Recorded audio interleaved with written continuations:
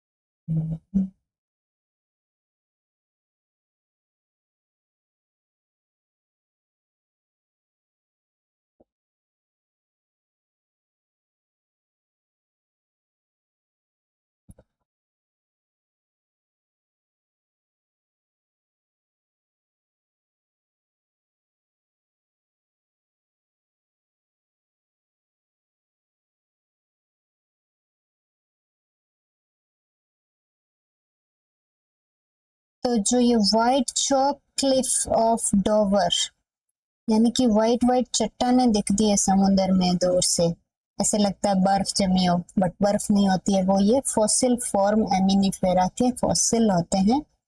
Limestone bed, ये इस type की Cliff Paris, Quora, north America के अंदर ज्यादा देखने को मिलती है। मिलियोलिना क्या है, building of Paris made from limestone rich in cell of miliolina. ये मिलियोलेना एक स्पेसिफिक टाइप के फॉर्मा एमिनीफेरिडा ग्रुप के एनिमल है। फिर आता है नम्यूलाइट्स की पिरामिड ऑफ इजिप्ट का carved from limestone deposit found by the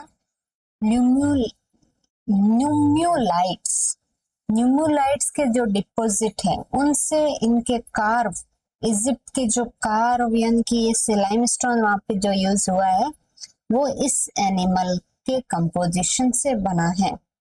और पेरिस में है वो है मिलियोलिना से, और पिरामिड ऑफ इजिप्ट का है, न्यूमोलाइट से। रेडियोलेरियन फॉसिल्स है, ये फाउंड अबंडेंटली कहाँ पे मिलते हैं? ये फ्लिंट और चेट के अंदर। फॉर्म पार्ट ऑफ ट्राइपोलिन स्टोन, ये ट्राइपोलिन स्टोन का पार्ट है और ये मोस्टली यूज किया जाता है एब्रेसिव पाउडर, यानी कि जो पॉलिशिंग पाउडर है, किसी को चिकनाट देना है या उसको पॉलिश करने के लिए जो यूज होती चीजें हैं, वो पाउडर, उस पाउडर के फॉर्म में ट्राइपोलिन स्टोन यूज किया जाता है। और ट्राइपोलिन स्टोन मिलता है फ्लिंट और चेट, यानी कि ये जो एनिमल है रेडियोलेरियन, ये फॉसिल फॉर्म करते हैं और जो पत्थर बनाते हैं उनके ये नाम है अलग अलग। चेंट का ही छोटा, मतलब चेंट के अलग अलग इस पार्ट या अलग अलग फॉर्म है तो उसके अलग अलग नाम हो जाते हैं, तो फ्लिंट और चेंट इसके नाम है। प्रोटोजोआ इन स्टडी में कैसे प्रोटोजोआ, क्योंकि ये सिंगल सेल्ड एनिमल है, तो इस मतलब form and function of similar to metazoan cell, single cell के जैसे काम करता है मेटाजोन के। तो ये लेबोरेटरी में बायोलॉजिकल प्रिंसिपल को जानने के लिए स्टडी किया जाता है। जेनेटिक्स में हेरिडिटरी स्टडी, वेरिएशन स्टडी में रैपिड रिप्रोडक्शन की वजह से ये हेल्पफुल होता है। माइन्यूट साइज है तो जल्दी जल्दी रिप्रोड्यूस करता है, तो हेरिडिटी कैसे चेंज होती है, क्या वेरिएशन कितना हो सकता है, किस तरह से हो सकता है, वो सब स्टडी इनकी हेल्प से किया जा सकता है। जियोलॉजी एंड पैलिएंटोलॉजी में कैसे हेल्प करता है? ये फॉसिल है जो प्रोटोजोआ के, उनकी हेल्प से जियोलॉजी और पैलिएंटोलॉजी की स्टडी भी हो सकती है। इवोल्यूशनरी में, इवोल्यूशन में कैसे इंपॉर्टेंट रोल है इसका? ये प्रोजेनिटोर्स ऑफ मेटाजोन्स, यानी कि प्रोजेनिटर्स है, यानी कि ये मेटाजोन से उनके पूर्वज माने जाते हैं। अंडरस्टैंड करने में ऑर्गेनिक मैटर क्या है इसका, ओरिजिन लाइफ और origin life on earth, life कैसे आई, अर्थ पे कैसे आई, और ऑर्गेनिक मैटर का ओरिजिन कैसे हुआ, ये सब जानने में बहुत ज्यादा इम्पोर्टेंट रोल प्ले करते हैं। फिजियोलॉजिकल इम्पोर्टेंस क्या है, यानी कि एनिमल का सेल की क्या फिजियोलॉजी है वो समझने में प्रोटोजोआ सेल बहुत ज्यादा हेल्प करते हैं। ये था यूजफुल, अब आता है हार्मफुल। तो यूजफुल में बहुत ज्यादा यूजफुल चीजें हैं, बट वो हो सकता है कि जैसे बिल्डिंग मटेरियल हो गया, पॉलिशिंग हो गया, मतलब कम काम स्पेसिफिक, यानी कि यूजफुल थोड़ा स्पेसिफिक और बहुत लेस चीजों के लिए है, बट उसमें जो एनिमल है इंक्लूड वो बहुत ज्यादा है। हार्मफुल के अंदर हार्म कर सकते हैं हमको, बट इसके नंबर कम है, जैसे हमने पहले भी डिस्कस किया है। सोइल में जो प्रोटोजोआ है वो कैसे हार्म करते हैं, वाटर के प्रोटोजोआ है वाटर पोल्यूशन में हम कैसे पोल्यूट करते हैं, क्या करते हैं, वो सब देखेंगे। तो बहुत सारे प्रोटोजोआ सोइल में फीड करते हैं नाइट्रीफाइंग बैक्टीरिया पे, तो हम नाइट्रीफाइंग बैक्टीरिया जो नाइट्रोजन फिक्सेशन में हेल्प करते हैं उनको ये फीड कर जाते हैं, तो ये हमारे लिए हार्मफुल है। तो इस वजह से डिक्रीज हो जाती है नाइट्रीफाइंग बैक्टीरिया का नंबर और reduce nitrogen add in the soil में नाइट्रोजन एडिशन की जो नंबर है वो रिड्यूस हो जाता है। बहुत सारे हैं जो हेल्प करते हैं सैनिटाइजेशन में, other pollute the water, but बहुत सारे हैं जो वाटर पॉल्यूशन में भी कंट्रीब्यूशन शो करते हैं।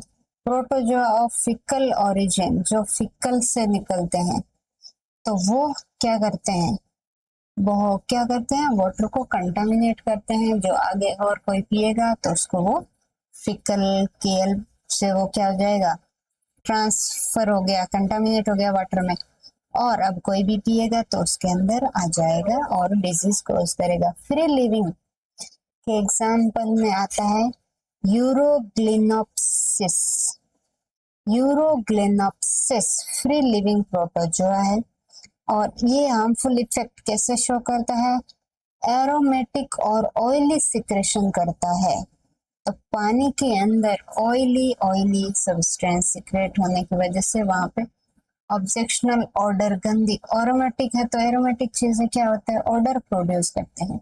ऑयली हो जाता है तो वाटर के ऊपर एक लेयर बन जाती है, तो ये अनफिट हो जाता है ह्यूमन कंजप्शन के लिए।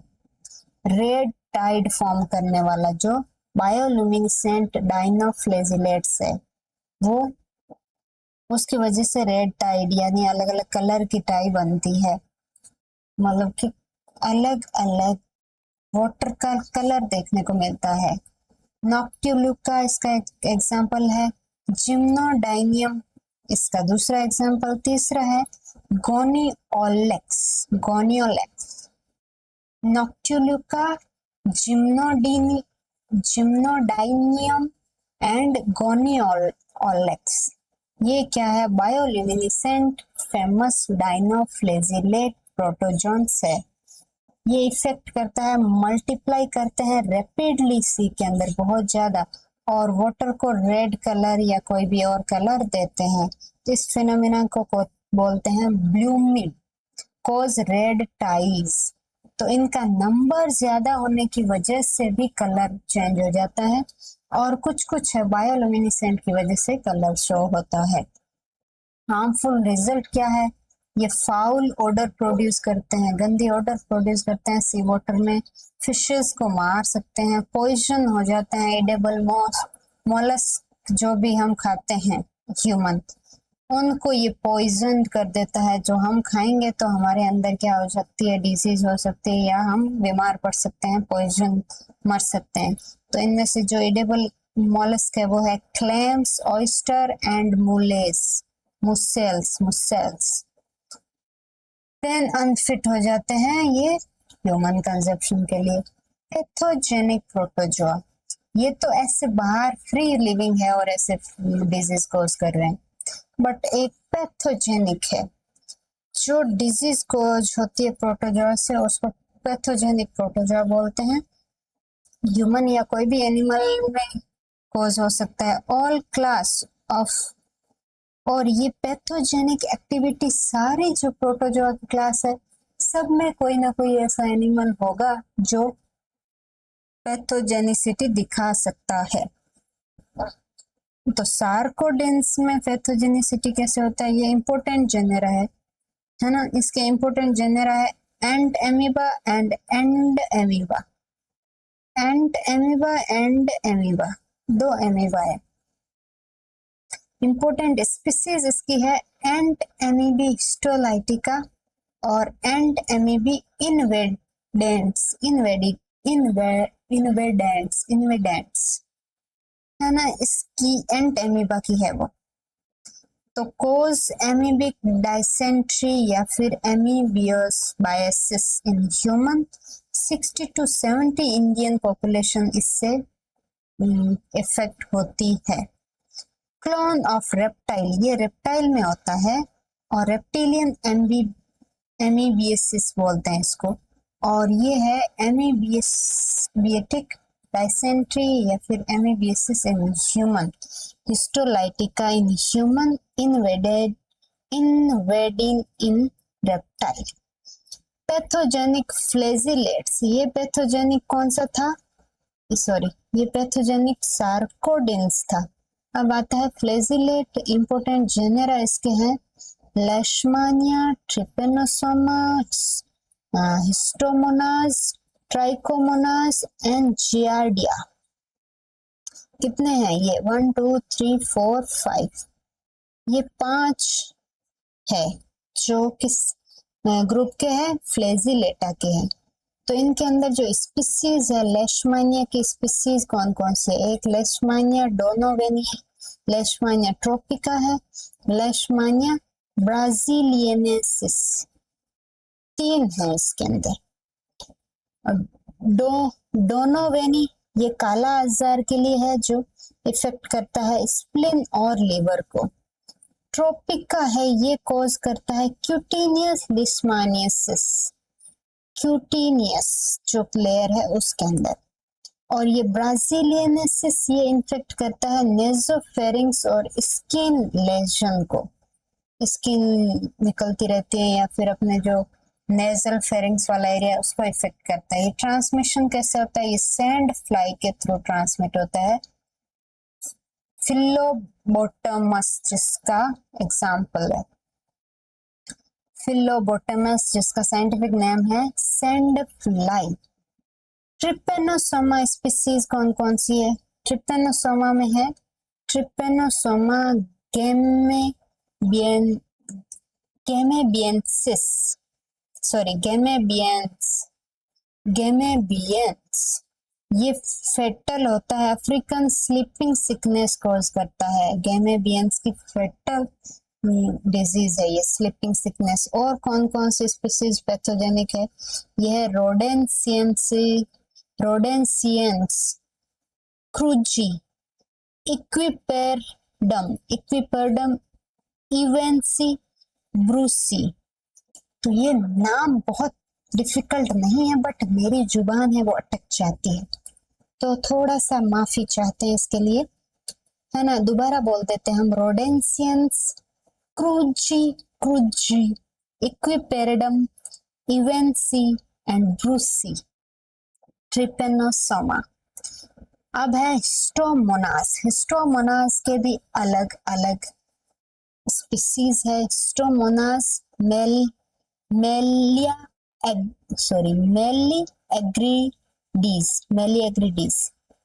एग्रीडीज हिस्टोमोनास की फेमस स्पीसीज है, जो मस्टिगो अमीबा, पायरिसाइटिक मस्टिगो अमीबा है ये। ट्रिपेनोसोमा की कौन कौन सी स्पीसीज ऐसी है? वो है वेजिनलीज, फिटस और गैलिनी। तो वेजिनलीज ये वजाइनल ट्राइकोमोनास या फिर वेजिनिटीज इन ह्यूमन फीमेल में वजाइना के अंदर इन्फेक्शन करती है। ये कैटल के अंदर होता है, फिटस ट्राइकोमोनास फिटस। और ट्राइकोमोनास गैलिनी होता है पैथोजेनिक इन डव्स, पिजन्स, टर्कीज, चिकन्स। जो भी ये बर्ड है, जो किस ग्रुप के बर्ड है? ये अलग अलग ग्रुप के बर्ड है, तो इनके अंदर होता है। जियार्डिया इंटेस्टाइनलीज फेमस डिजीज कोज करने वाली स्पीसीज है, और इसका दूसरा नाम है जियार्डिया लैम्बिलिया। ये एंटेरोकोलाइटिस